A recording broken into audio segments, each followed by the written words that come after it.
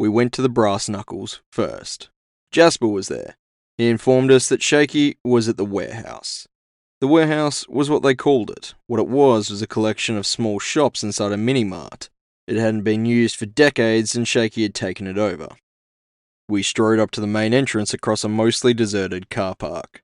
The only people who used this place now were some workers in the local area and Shaky's crew. Reva walked ahead of me, all nerves pushed down and a veneer of bravado in place. I jogged to catch her up. So what exactly are we hoping for from this little gremlin? I'd adjust that tone if I was you. I can probably get away with a little cheek. I don't like your chances of walking that kind of comment off, though. I'll be on my best behavior. I pushed the retrofitted steel-clad doors open ahead of us. Yeah, 'cause you're a regular angel. Shaky hadn't really done anything to the structure of the building. He just stripped all the junk out and started stacking boxes.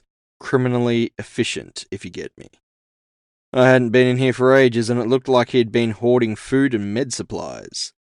What I assumed to be stolen crates of goods sat stacked on pallets and dollies. As we stepped into the bright, artificial light of the LED-lined ceiling, 4 orcs turned to regard us. They were all dressed in the most stereotypical clothes you could imagine. Sleeveless leather jackets, torn jeans, bandanas. I would have rolled my eyes if they didn't raise their left arms and deploy pop-up shotguns all at once. Reva and I stopped only a few steps inside and raised our hands. Oh, come on, Russell, you know me. One of the ones at the back squinted. Well, fuck me. I didn't realise you in such good-looking company. He winked at Reva. She did roll her eyes. Always the charmer. You're an arsehole, Russell. The orc laughed, his shotgun barrel descending into his forearm. The other 3 followed suit. I take it you're not here to raid us, then? I narrowed my eyes at him. Should I be? He shrugged. Back to it, boys. Boss isn't paying you to stand around looking good. That's my job. He advanced on us, trying his best to swagger. Unless there's a reason I should be busting your ass for... 1, 2, 3... I made a show of counting. At least a dozen crates of what looked to be Tyrol & Co. field med packs. And hospital supply crates. But hey, those were boosted, 2 months ago? They probably just fell off the back of a truck, huh? Not my ass on the line, mate. I just work here. You want to bust balls, boss man's out the back. Hey, gorgeous. The last words were directed at Reva, with an obligatory chin raise and a follow-up wink. You keep winking that eye at me and I'll staple it shut. Russell burst out laughing. Careful, Whitlock. She'll eat you alive. He sniffed. Boss is expecting you. He's in the old smoke shop. I thanked him. Reva eyeballed him, and we weaved our way between stacks of supplies. I tried to scan labels that had been torn off and blacked out. From what I could make out, there was enough medical supplies here and food for a few thousand people if rationed right. I had no idea what the goblin crime boss had been hoarding them for. If I was a cynical kind of guy, I would have thought that maybe he'd seen this coming. But even Shaky wasn't that clairvoyant. He was dressed as always in a fitted black suit and red tie, seated behind a very flash timber desk in a leather chair with his favourite music playing. A classical symphony orchestra of some sort. In front of him was a fold-out screen array, and hanging from the wall another series of screens connected to security cameras all around the building. The fancy desk and his slick dress sense made him seem even more out of place than usual in the chaos of the warehouse. I rapped a knuckle on the doorframe and waited for him to look up from the screen array. Whitlock and Company! Come in! Sorry I don't have any seats! Reva lifted a crate off a stack effortlessly and seated herself. Oh, please, do make yourself at home. I made a point of watching the team of orcs haul a load of goods past the doorway.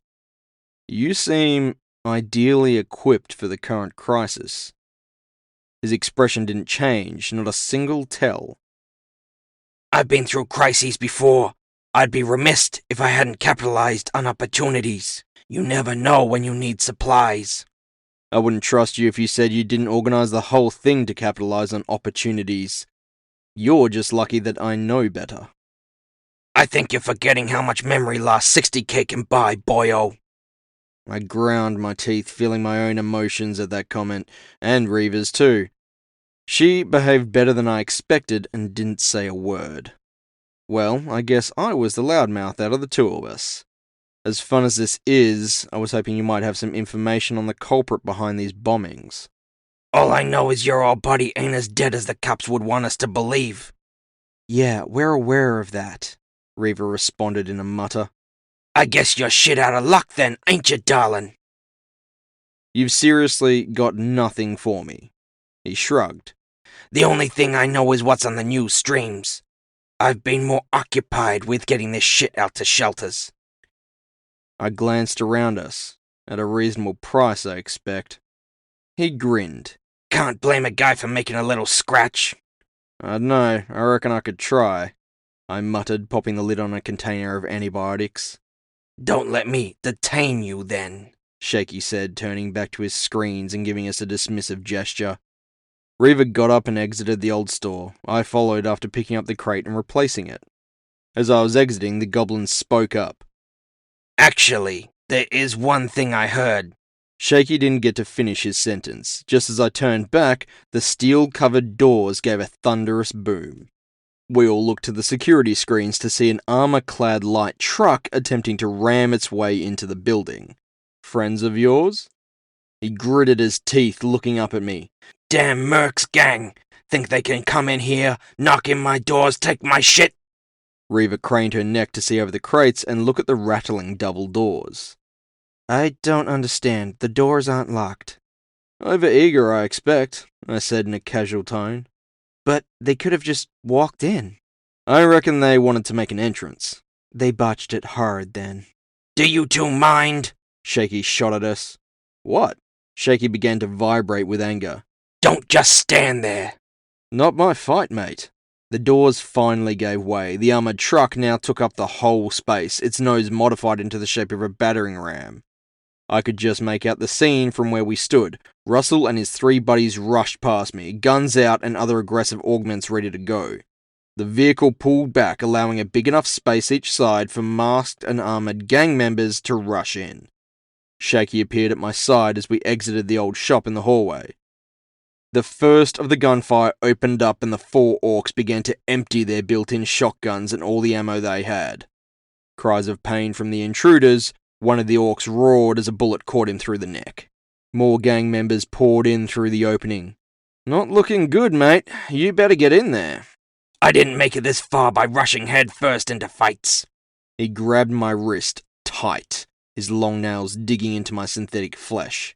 His sharp teeth gnashed over the words, his anger peaking. You thin the herd, I'll shave 2K off your debt. I narrowed my eyes. 8, Reva counted. 3, he threw back. 5 or we watch. He glanced over at her and snarled. Fine. Reva grinned wide. Now you're talking. I pulled off my jacket and rolled up my sleeves. Fine. I looked to Reva. I could feel her excitement amped up for a good fight. Just wait until I level the playing field. I rushed forward, dodging through crates and taking cover behind a forklift. No one had advanced past what I would call the foyer, as both groups were holding back each other. Russell had cover and a defensive position. They had numbers. I scanned the intruders through the semi-X-ray vision of the Cypher, the other sight that let me see through the spectrum of energy and data streams. I could see all the circuitry laced through all the gear. Smart weapons, sensor-loaded masks and helmets, augments galore. I didn't wield the same power I had back in the garden, and part of me lamented that. But this was more than enough for me to work with. I raised my hands, fingers splayed as I mentally reached out to link with the tech. The gestures of my fingers was like plucking at invisible strings, helping me visualize and focus. Surprisingly, many of them had advanced firewalls in their systems, but their weapons and armor were open season. Rings of yellow hieroglyphics encircled my wrists. There was something, an echo of the power I had used in the garden, but not full access, just a hint still sitting off to the sidelines, out of reach. I ignored it for now and mentally hit the plunger on an overload, everything I could get my mind into.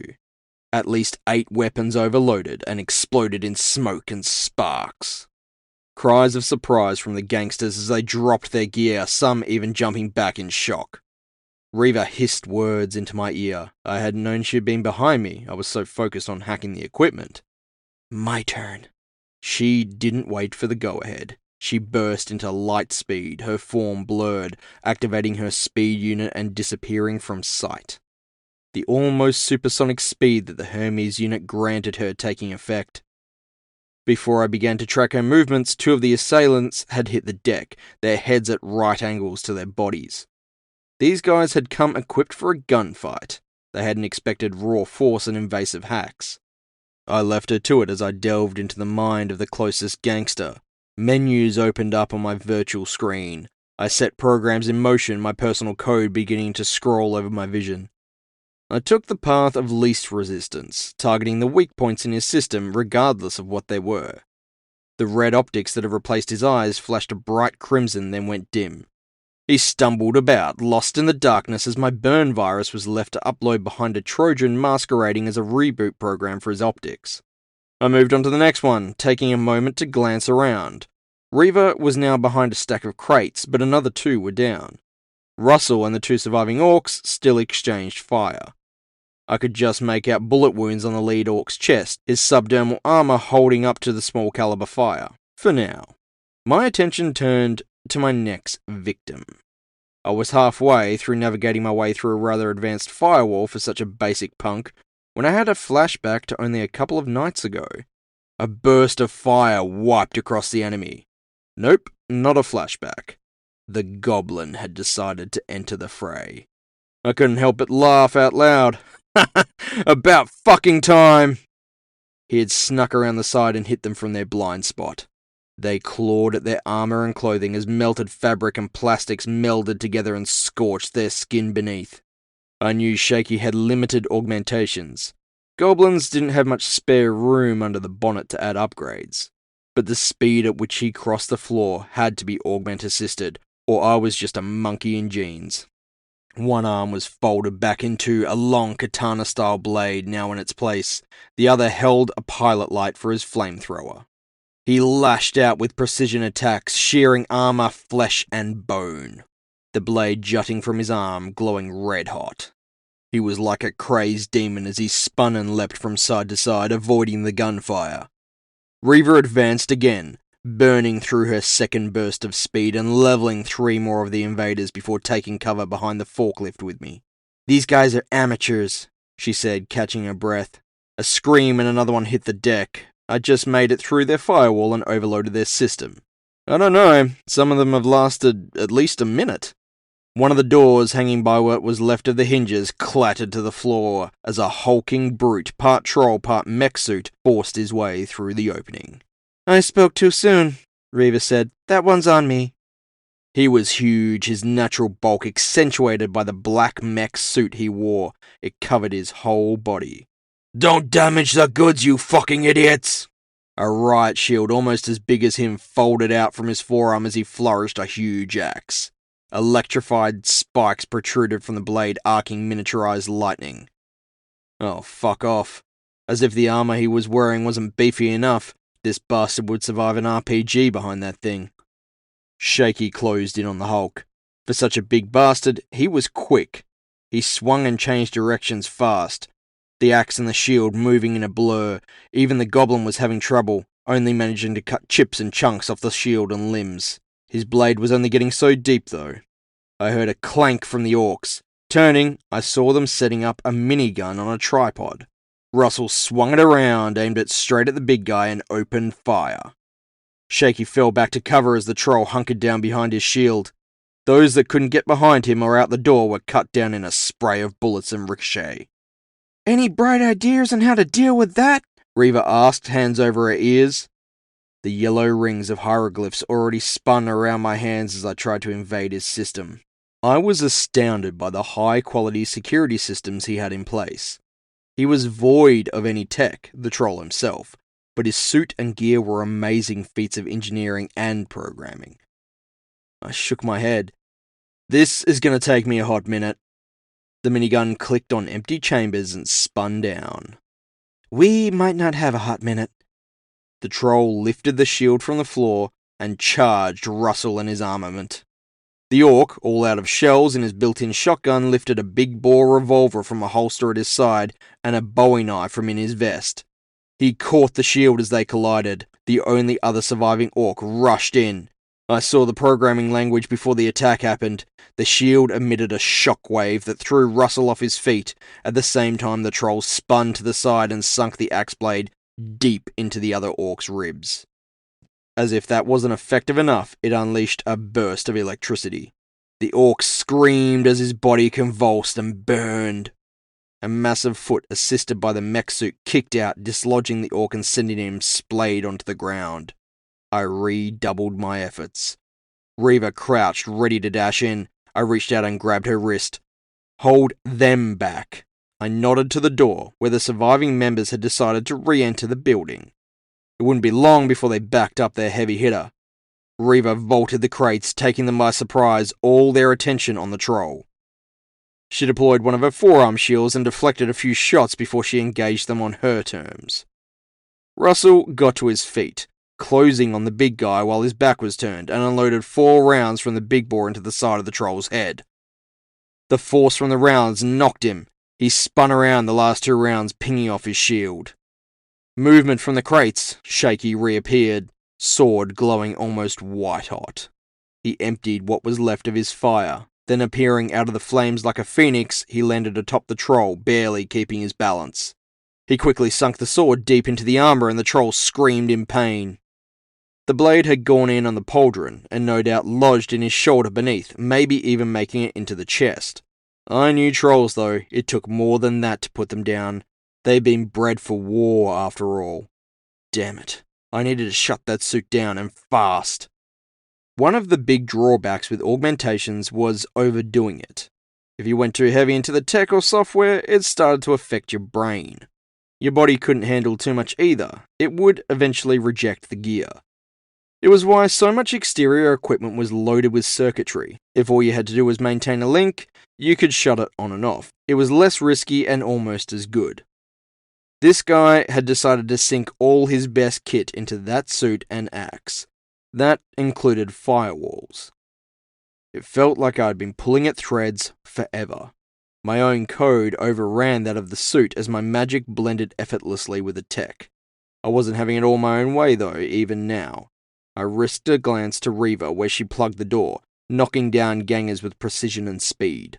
I could see why she'd been a valued member as an enforcer back in her gang days. A line of code began to flash in my vision. I brought my attention back to the task at hand. At last, an opening. Finally inside, I found the whole suit was controlled by sensors that lined the interior. Sensors that could be shut down. I stood up from my hiding position, pushing my luck if this didn't work, but loving the moment. Oi, meathead! All 3 combatants turned to look my way, Shaky holding on by the sword still sunk in the shoulder. Gotcha. I snapped my fingers. The suit, rather anticlimactically, froze in position. Russell stood back, letting go the shield and panting heavily. The axe still hummed, live with power, hanging limp in the troll's grip. Shaky withdrew his sword, clinging to the armor with his other hand, and regaining his balance. Drawing back his long, thin blade, he pressed the tip hard to the side of the helmet. The black metal began to sizzle and cook as the sword slowly pierced its way through the reinforced plating. The troll, now trapped in a steel suit destined to be his last resting place, cried out in panic, then pain. The sword suddenly jumping forward while it cut through the last of the metal and found the soft, gooey filling beneath. The screams were cut off in an instant. The sound of the truck roaring to life filled the now silent space as the remaining mercs decided to flee. Reva knocked out her last opponent, then climbed over the bodies to get to the car park, yelling obscenities in Orcish. Varakahul, Marakroth Kahai! You little bitches! Where do you think you're going? I'm not done with you! I ignored her as she called out threats to a retreating vehicle. I feel like that was definitely worth 5k. Shaky jumped down from the steel tomb, still frozen on the spot. His blade retracted into his arm and he wiped the blood off his face. You think so? What I think is he'd still be playing Rodeo Clown if I hadn't shut him down. He grunted. I suppose a deal's a deal. Good to know you're a goblin of your word, then. He made to stride past me back to his office. I laid a hand on his shoulder, halting him. He snarled, turning to look at my hand like a bird had just taken a shit on his shoulder. I removed my hand. That wasn't as easy as I made it look. I said I'd keep my word. He pulled a cigar out of his jacket and progressed towards his makeshift office. A thanks wouldn't go astray, I muttered as I turned away. I made it as far as the door. I didn't stop to help Russell. He was recovering against a wall, but I had my own shit to deal with. Just as I was stepping through the ruined doors, Shaky called out from where he'd been standing. There is something that might help, the goblin called out, standing just behind the minigun. I froze in the doorway. Shit, I'd completely forgotten he was about to offer me some dirt before the attack. I looked at him out the corner of my eye. Yeah? He didn't look up from his cigar as the end flared to life. There was a heist over at the Navy depot, but it got hushed up. A shiver ran down my spine as he mentioned the Navy base. That was not a place I wanted to return to. Are you sure? He shrugged. All them explosives, they had to come from somewhere. I grimaced. Consider it a thank you. He retreated into his office. I joined Reva in the car park as she went through the clothes of the dead or unconscious gangers. What are you doing? She stood up, flicking a long black mohawk out of her face. Looking for money, or anything else good. She dangled a newer model of the Desert Eagle she'd had in the garden. Not a smart weapon, though. That was good. I preferred guns that way. You can't hack what doesn't have circuits. Looky looky. I chuckled to myself as I put a call through to Rio, while Reva continued to loot the battlefield. Rio picked up on the third ring, her sassy tone coming over the built-in speakers in my ears. Oof, honey, how's it going? Well, I just helped one gangster wipe out another bunch of gangsters. All in all, it's a typical Wednesday. Pretty sure it's Thursday. How is the little green terror? I grinned. There was no hiding anything from Rio. And despite my having amassed a fair bit of dirt on Shaky over the years, enough that the department could actually move on him, even Rio knew when it was best to let some people walk away. Better the devil you know, and besides, he had his uses. He's been better, but I can see him making a fair bit of money off this whole thing.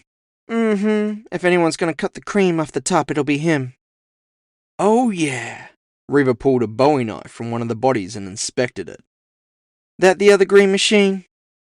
I froze. Had I told Rio about Reva? No, surely not. Or had I mentioned it before we went to the garden? I couldn't remember. Yeah, how's she working out? Good addition to the team? Yeah. There was a pause and I could hear the grin on her face. I just got finished talking to Fia when you called. Your ears must have been burning. She filled me in. Ah, I see you've been pumping her for information. Rio scoffed. Huh, she wishes.